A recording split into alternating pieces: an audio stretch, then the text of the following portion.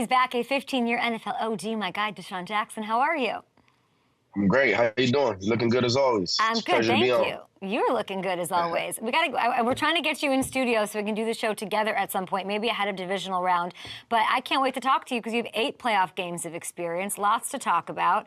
First of all, did you have any deja vu vibes this weekend? Because watching the Colts-Texans game and this play, which C.J. Stroud talked about, everybody's saying it reminds them of their Vic to you pass.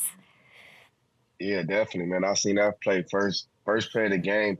But we call it bombs over. You know what? I ain't gonna say the name, but it was actually a huge play to start the game off, and it was a little similar. But this one right here, that still got me. You know, this Monday night bomb Mike Vick threw about dang near 80 yards, but nah, it looked good, man. I'm happy to see C.J. Stroud, the young guys, getting it over there. They're doing their thing. All right, the Texans hosting the Browns. They are doing their thing. I think he'll have a good game, even though it's a tough defense, but the defense doesn't get to be at home in Cleveland, so it'll be great. But that's the game that kicks off Wild Card Weekend, Browns-Texans. Joe Flacco was in your draft class. How much would you love to be in that offense right now with the way that Joe is chucking it? That sounds like a D-Jack's dream. Nah, Joe doing this thing. I was really surprised when they picked him up. I'm sitting back watching it when they picked him up. I'm like, dang, Joe Flacco coming back in the league. I say, man, that looks like something familiar, man. Joe Flacco to D-Jack connect. Nah, but Joe Flacco's a heck of a quarterback, man. He's been playing some big time ball in the league for a lot of years. Excited to see what he's gonna do. I really got my boy C.J. Stroud in the upset this week. Even though a few weeks ago they put I see Amari Cooper did this thing, but 265, I don't think he's going to be able to repeat that one this week. I don't know. Yeah, that'll be tough. I like that you're rooting for the rookie. The whole Joe Flacco thing just sort of reminded me of like you and Fitzy in Tampa. He's just letting it rip, and that must be so fun. Yeah, nah, he's doing his thing. What is he, about 37, 36? 38. Oh, yeah, he got me by a year. Yeah, I mean, what he's doing to come off the streets like that and make the turnaround their season. I mean, because they had a pretty good season going, but for them to kind of get that last push in the last few weeks to get them, in the playoffs and secure that position. If they somehow win, and if they have to play the Ravens, that's crazy. Yeah, going back to my pick, I like the Ravens to be in the Super Bowl, but that will be crazy because that rivalry is going to be a huge rivalry, the Browns and the Ravens. I think that would be a heck of a game to see my boy Flacco to go in there and play against his old team. It'd be weird. Ooh. Weird. Okay, so you have 8 playoff. You won your first playoff games when you were a young cat, and then after that it got tough. Tell me this: is there something to not knowing what you don't know? Do you know what I mean? Like, is there an advantage for Stroud here, who hasn't been in the playoffs? He's never played the Browns. I mean, honestly, the advantage is, like you said, he doesn't really know what to expect. And, for him to come in the league as a rookie and been playing lights out like he's been playing all year, I think he'll understand right early in that game that the playoffs, everything moves faster. The snap of a finger, guys are moving faster. Everybody's antsy. It's like, everybody realizes that, this game is a one and done game. You don't get a second chance at it. So I think his first few dropbacks, he's gonna see how them linebackers and them D line is coming, and he's gonna have to get that ball out a little faster because playoff ball is not like the regular season ball, and I witnessed that early in my career. So I think, knowing C.J. Stroud, I think he'll adjust to it fast. He's a fast adjuster, and I think he'll do a great job with it. Hard to adjust to Myles Garrett, but welcome to the NFL, rookie. That's unbelievable. Okay, Eagles-Bucs. The game's Monday, but I want to talk to you about it because you and I have been trying it. We've been trying to help. We're trying to fix this Eagles team. You ain't catch the drip this morning. I got my Eagle green though. Yeah, you're ready to go. Got my Eagle green though. You might have to go. Both quarterbacks limping into this game. Jalen's finger is dislocated. Yeah. It's being reported he hasn't thrown since the game. That cannot be good, DeSean. I believe that. His finger did look kind of messed up. But one thing I know about Jalen, I don't think he's going to let a dislocated finger, mess up his swag and how he get out on the field and got to win the game.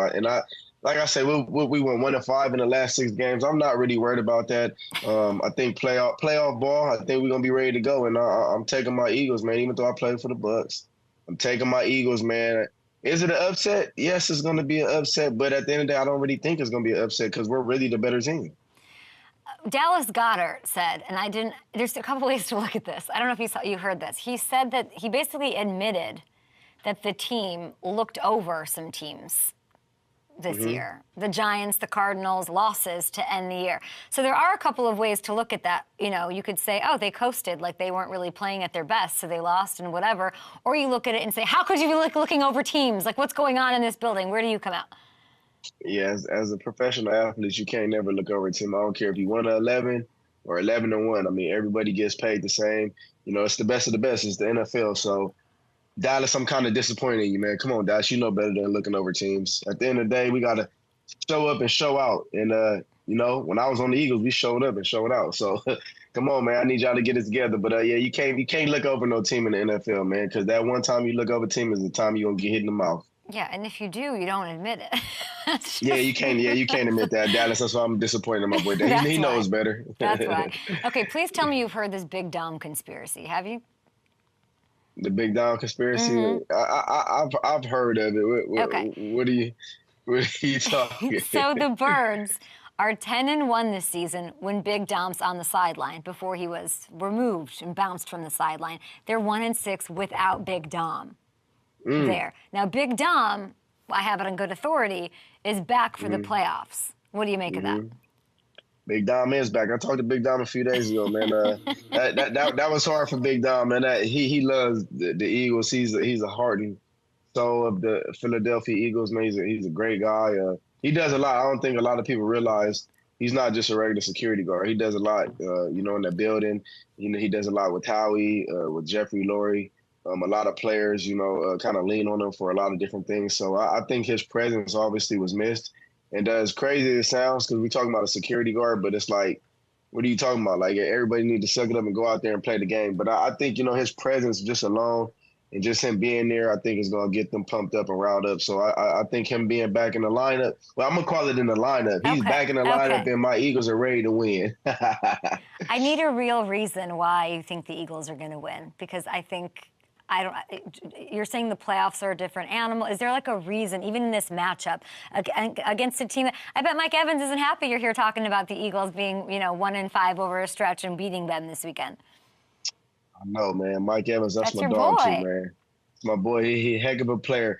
My real reason behind me feeling like the Eagles are going to win, I just kind of really said it. I mean, I feel like they're the better team. Okay. Even though we've lost the past, 5 games, whatever the game, we're the better team. I think if we're going to go look at the roster, break the roster down, I feel like the Philadelphia Eagles are the better team. I know Baker Mayfield has been playing pretty good, and you know but the Bucs are all right. Come on, they won the NFC South? They won the division. That division, come on. We're not going to speak on Atlanta, New Orleans, whatever it's Carolina. I mean, that's a great division to win. Congratulations, Bucs.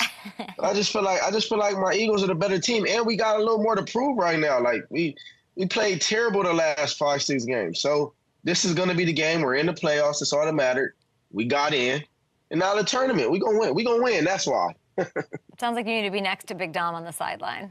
That's what I think. Hey, my energy feeds off, man.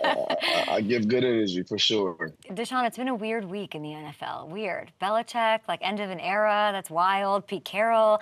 I woke up. I did not see that coming. That was crazy. Vrabel gets bounced from the Titans. I want to talk about this empty seat with the Commanders. You were there for 3 seasons. Who's the dream candidate you think for Washington? Is that a serious question? Yeah. I mean, I really think the guy they hired last year should have got the head coaching job. Do we know who that person is? Eric Bieniemy. I like my boy Bieniemy, man. Like I really felt like he was going to be the head coach, but when he went and took the offensive coordinator job, you know, it kind of was like, man, what the heck would you leave Kansas City to go be an offensive coordinator? If you're going to leave, you should go be a head coach. I don't think you really see too many coaches that kind of are up for head coaching jobs, leave and go to another team and get the offensive coordinator job. So I think Eric Bieniemy is definitely the front runner.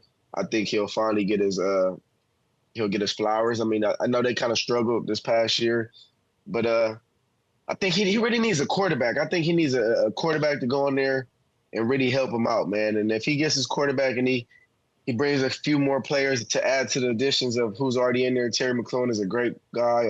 You know, you got some other pieces in there, but they traded away some guys that I really didn't understand. I mean, like, are you just trying to sink to try to get a first-round pick or something? Like but Chase Young, I you don't mean? know. Chase, yeah, when they let go of Chase, I didn't really understand, like, why would you – I mean, I know he's going to ask for the whole bag, you know, so I don't know if they can afford it. But at the end of the day, you don't let go of like a guy like that. And then you let him go to the 49ers with his teammate Bosa. I don't know. If I'm sitting in that front office, I'm not letting a guy like him go. And it wasn't like he was a trouble guy. It wasn't like he was getting in trouble. So I didn't really understand that move right there. So, you know, hopefully my boy Eric Bieniemy gets that job. I think he can fulfill that perfect. Hopefully he does. Last one I want to ask you about Dolphins and Chiefs. Of course, you know, Bieniemy used to be with your boy Andy Reid. Now they're struggling a little bit to get it going consistently. The turnovers are an issue. What does this game come down to at Arrowhead? The weather. It's going to be one of the coldest games ever.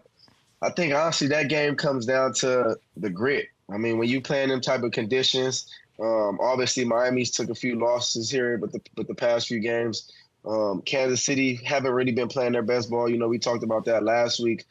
I'm excited to see what Patrick Mahomes is going to do. I was listening to you say my boy Jalen Ramsey might come up in a big game. You know, Mahomes might throw him a few passes. You know, the Mahomes have lately been throwing a little interceptions here and there. We're going to call it some crazy ball because, you know, that's not really him. But I think this game that really comes down to the trenches. Who's going to make the big plays? Are they going to be able to keep Tyreek Hill under control a little bit? I can't say – I don't think he's going to be able to get the stats because of the weather, but I will say he's going to be a big impact in the game because a lot of their stuff they do sometimes are intermediate. So I don't know if the deep ball is going to be there. And if they're smart, they're going to, you know, take away the deep ball. But I'm excited to really see who's going to take over the front line, who's going to take over the line of scrimmage. Is Chris Jones going to get in there? Is he going to implement, you know, Tua being able to make the plays and distribute the ball? So I'm really excited to see that because, I mean, up front in the trenches in a game like that, you're going to have to depend on the run game. You know, the weather's going to be crazy. It's going to be freezing cold. So as a wide receiver, you know, we don't really like to catch with our hands. You're going to have to body catch a lot of them balls. So we'll see what happens. Yeah, I'm excited to see about that one. Big opportunity for Rashee Rice. Hopefully a week off for Travis Kelce is a good thing, and he can, like, maybe dig deep and give us some, you know, a 26-year-old Travis Kelce vibe. Deshaun, we appreciate you. You're looking great. We love the shades. We love the Kelly green. And maybe we'll see you with Big Dom. Who knows? In warmer weather. Just remember what I said. I like my Eagles. We gonna get this one. And can I make a prediction too? Yeah.